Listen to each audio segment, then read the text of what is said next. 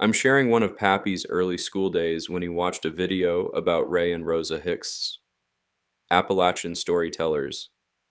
Pappy was intrigued because the first stories he remembers from grammar school are the ones Ray tells. He tells Jack's giant tales. Here is a brief overview of Rosa and Ray Hicks and one giant Jack tale, the last storytellers of Beech Mountain. There's a bend in the road up on Beech Mountain where the clouds drop so low you could almost hang your hat on one.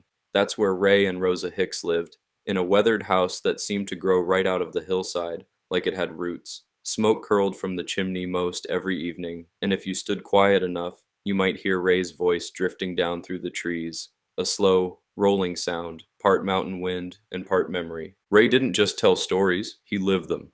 The Jack tales weren't something he read, they were in his blood, passed down from his granddaddy, who got them from his own kin before the Civil War. The stories came with the land, same as the rocks, the rhododendron, and the way the light moves through the hollow after rain. Rosa was his anchor. She didn't need to take the front of the stage. She was the stage, the quiet strength that held everything steady. While Ray spun a tale about Jack tricking a giant or outwitting the devil, Rosa would be beside him, mending or nodding, her presence steady as a mountain pine. She was keeper of the home, the rhythm, the listening. People came from far-off cities, professors, students, dreamers, to sit in that small room, knees brushing the wood stove, hearing a voice that hadn't changed in 100 years. Ray's speech carried the old tongue, the mountain dialect that turned fire into far and time into Tom. Linguists called it Elizabethan English, but to Ray, it was just talking the way folks talk up here. When the stories started, time didn't matter much. The clock on the wall might have stopped in 1958, but the words kept on moving, old words, reborn each time he spoke them. And Rosa, with her gentle smile, would say later, "Them stories kept us alive, they sure did." Now the house is quiet and the old voices ride the wind that sweeps through the ridges, but every so often, at a storytelling festival or around a campfire, you'll hear a rhythm, that same mountain cadence, and folks will say, "That sounds like Ray Hicks," and someone will nod and add softly, "And Rosa's right there too, listening still." And if you listen long enough, you'll hear the mountain whisper back, "A story told is a seed sown. It don't die when the teller's gone. It just keeps on sproutin' wherever hearts are listenin'." Once upon a time, in a humble village, there lived a poor boy named Jack.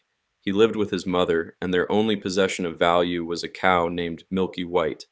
Times were tough, and one day, Jack's mother asked him to take the cow to market to sell it for some much-needed money. On his way to the market, Jack encountered a mysterious old man who offered him 5 magic beans in exchange for Milky White. The old man assured Jack that these beans would lead to great fortune. Despite his mother's protests against the trade, Jack was captivated by the promise of magic and took the deal. When Jack returned home without money but with beans, his mother was furious. In her disappointment, she threw the beans out of the window and sent Jack to bed without supper. However, the beans were indeed magical, and by morning they had grown into a towering beanstalk that reached high into the sky, disappearing into the clouds.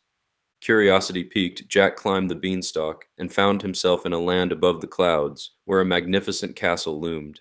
Inside, he met a giant and his fearsome wife. Jack quickly learned that the giant hoarded treasures, including gold coins, a magical harp, and a hen that laid golden eggs. Determined to bring fortune home, Jack stealthily sneaked into the giant's castle, stole the hen, and made his escape. But the giant woke up, and upon discovering the theft, he chased Jack down the beanstalk, bellowing with rage. Jack, quick on his feet, reached the ground and grabbed an axe. As the giant descended, Jack chopped the beanstalk down, sending the giant crashing to the ground.